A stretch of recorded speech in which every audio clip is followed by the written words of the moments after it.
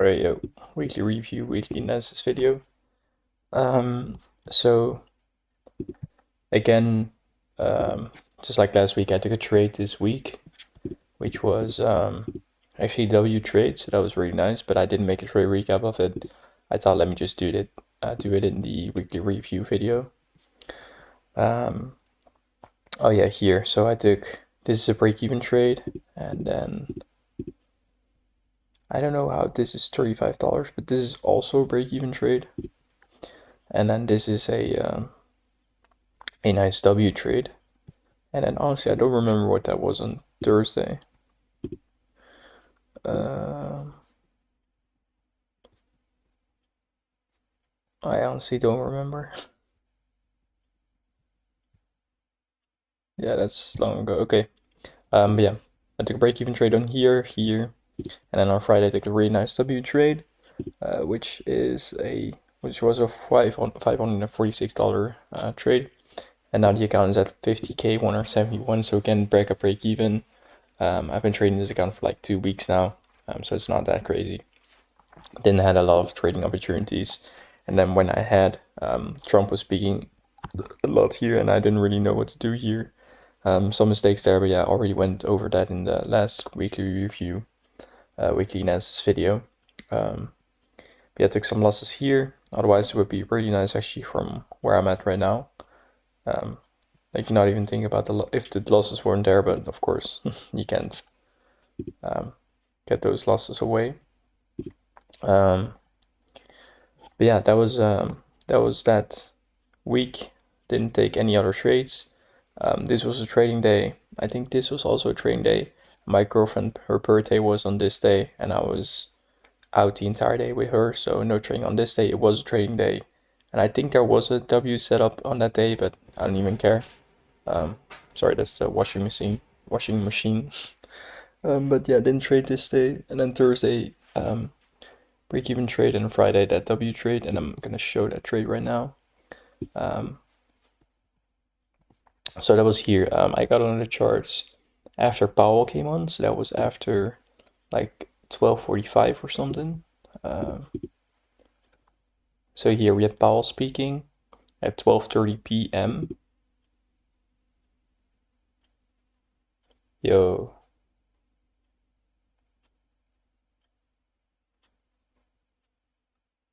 Yo, I just realized. There's no way.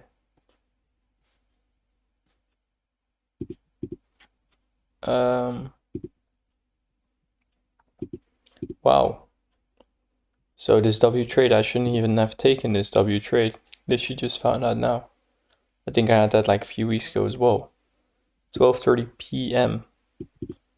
If Powell was speaking at, or no, wait, no, this is correct. Oh, I'm stupid. No, never mind. If it was a.m. Oh no, I'm stupid. No, this is good. I think. Wait, I'm stupid. Yeah, no, this is good. Is I change it? Wow. Okay, no. So it's all good.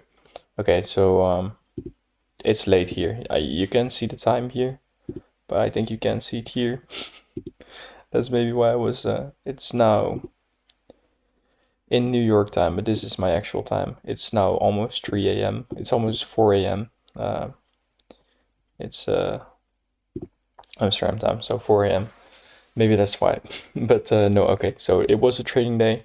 I was thinking if Powell is speaking like after market hours, so if he's speaking like at 9 p.m., not a.m. but p.m., so after market hours, then I'm not supposed to be trading that day because I'm expecting then choppy price action, or just expecting that, and just overall just not trading that then.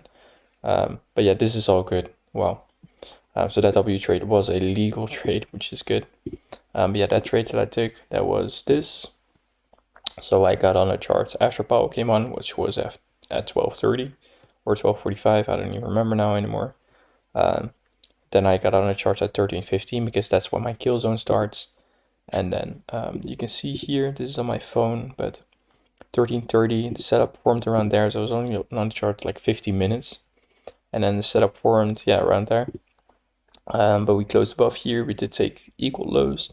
I was bullish. I remember that this was a 30-minute inversion for value gap. We got a beautiful reaction out of this. Closure above, taking out the equal lows on this one swing low. Even though we traded lower here, this didn't take any liquidity again, so this is still, I consider this the sweep of liquidity. So once we close above it, my stop goes below the sweep of liquidity. And then what I do is 1-1 break even in this case. It's not always, but in this case it was a 1-1 break even.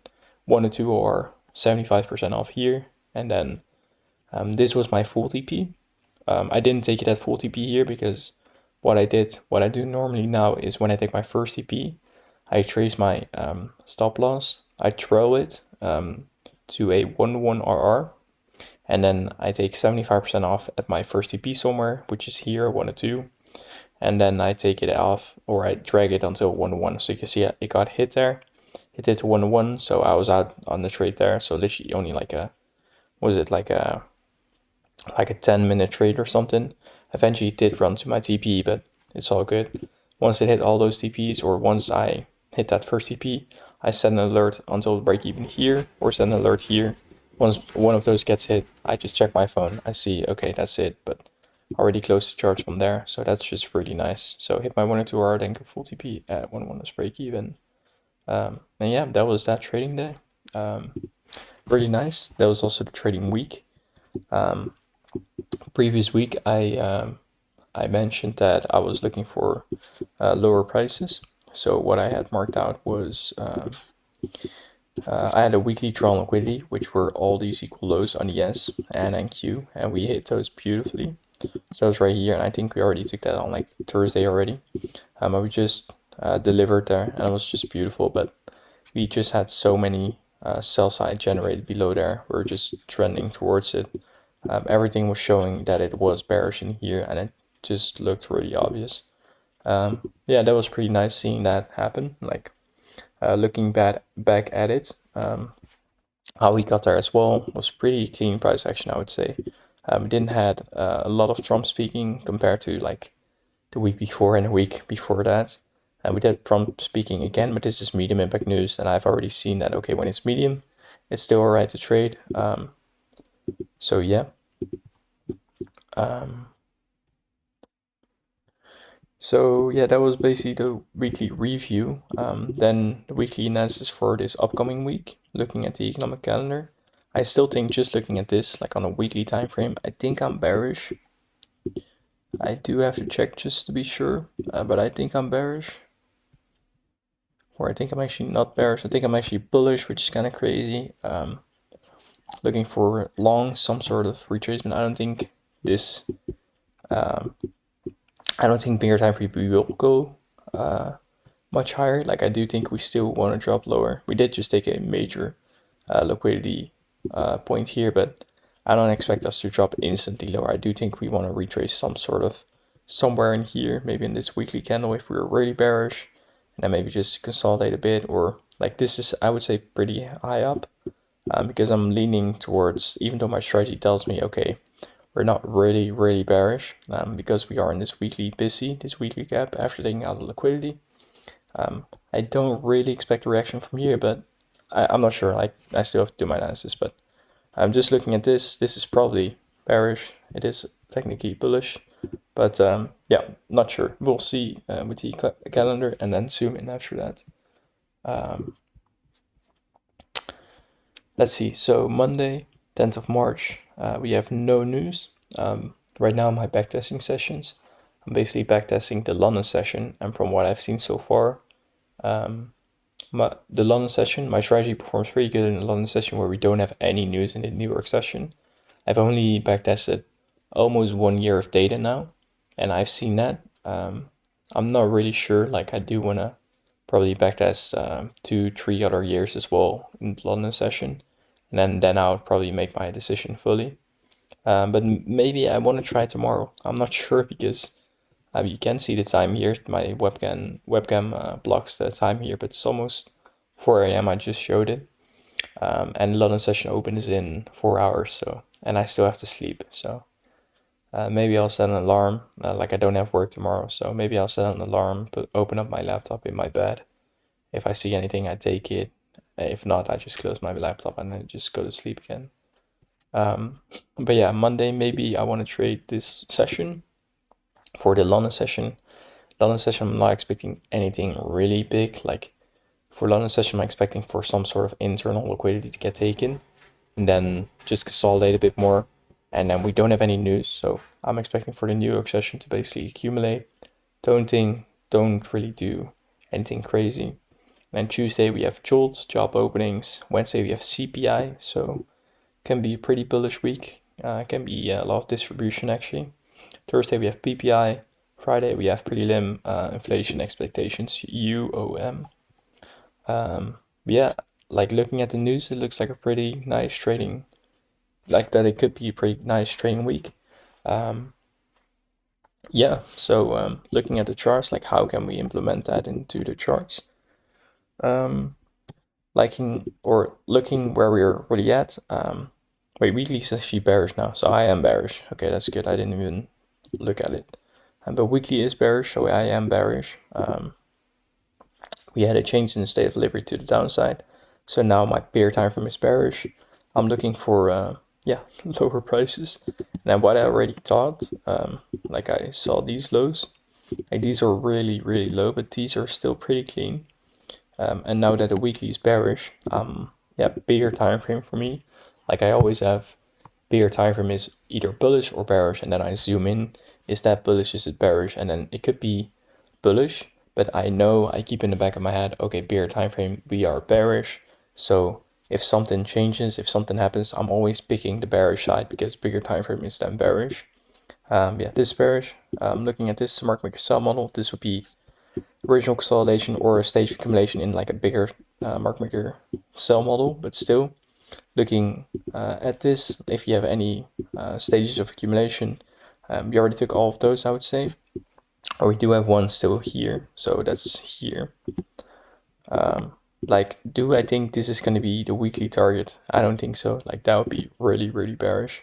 On ES, it does look more realistic. Like, if you look at this, like looking at the weekly candles compared to the other weekly candles, you can see here, does it look like we want to have a bearish week all the way until here? Like, what is it, 2,000 points?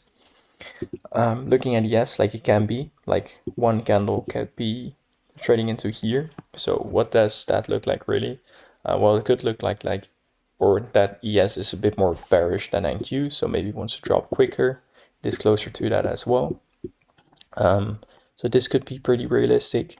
And then once ES takes that low, maybe want to consolidate a bit again, then trade into the range, but that could be like after this entire trading week. I am expecting for us to be like having a pretty, like, how do I say that, like a week where we have a lot of distribution just because of CPI, because CPI just goes, like it's so quick, it just really goes. So yeah, I'm leaning or looking at this as a bearish week for the upcoming week. And then Monday accumulation because we don't have any news. Maybe in London, like trading higher, taking some sort of liquidity to the upside. Then New York accumulate. Tuesday, Jules maybe take the high of the week there. And then Wednesday have just distribution starting from there with CPI just dump and going straight lower. And then Thursday, Friday expanding lower as well. Or again, midweek reversal, CPI trading a bit higher, having manipulation a bit higher, and then CPI just dumping or CPI pumping to the upside, and then we dump. Like, can be all sorts of things like that. But I am expecting pretty bearish price action, and then either Tuesday or Wednesday high of the week again. And then yeah, what do we have here? Like zooming in, like on these time frames, like do we have any really clean buy side liquidity that wants to be picked or taken before we drop lower? Like if this is the strong liquidity, and if we want to have a Monday accumulation, Tuesday, like some sort of manipulation, like people taking people out, like this is just so bearish. Like if everyone is bearish here, everyone that is short, they're tracing their stop loss either above here, here. And if we're looking at like equal highs, equal lows, those highs look like protected highs because there's resistance there. That's like the entire concept of IC concepts. But like here, this would be a nice one. This is something that I said from previous week. Like this is on Tuesday. That would be crazy. This is literally from Tuesday. So maybe this is pretty high up, but these are pretty clean. Like there is actually a lot of liquidity, like actual liquidity above here. Zooming in here as well. What do we have here? Yeah, I wouldn't really say there's like open clean liquidity above here. So yeah, maybe for this week a target could be here as well. Like again, I'm not gonna say like, or not gonna think, okay, we have this really clean highs. I'm gonna be looking for longs towards those highs because that would be going against the bigger time frame trend for me. Bigger time frame trend for me is bearish. So if there's nothing showing me that we actually want to go there, if we didn't inverse anything to the upside, then I am just not looking for longs. I'm just continuing to follow the trend, which is then looking for shorts. So if you don't even, yeah, again, like if we don't have anything proving or telling us that we want to go here, then I'm not looking for anything towards there. But what I'm thinking, like if you do want to trade higher, then this is probably where we want to go. If we are there, then probably expecting some sort of reversal. Doesn't mean that it will happen, but anticipating that it could happen and just making some sort of, or all kinds of scenarios in my head there. If we are bearish, bigger time frame, what is going to be the first drawn liquidity that wants to be taken? That'll be here. So right there. And then right here, that's going to be like the low hanging fruit. Literally the first target, first low that wants to be taken, gets taken before we drop lower. So this is also basically the range which we are trading in. So hopefully Monday, we don't take this low. Again, accumulate a bit in here. And then what could that look like? So Monday, maybe London trades a bit higher, taking us some of this liquidity here. Then this is New York session, just goes back and forth, just not really doing anything, taking internal liquidity as well. And then we have Tuesday, we have jolts, and then CPI. So either pretend this is Tuesday or Wednesday, takes out the liquidity above here. There, boom, oh. There, oops. I'm sorry, it's just, I'm just giving it the excuse that it's just really, really late here. So this is kind of what I'm expecting. Looks like a distribution week, Wednesday, Thursday, Friday. A lot of high back follower news, so a lot of, yeah, we noticed a lot of volume this week. Kind of what I'm expecting, some sort of something like this. And if we don't even want to go to these highs again, if nothing is showing that we want to go there, then maybe we just generate liquidity for later in time. So we just do the same thing, accumulate Tuesday or Wednesday high of the week, and then distribute lower. And then hopefully again, we don't take this low here.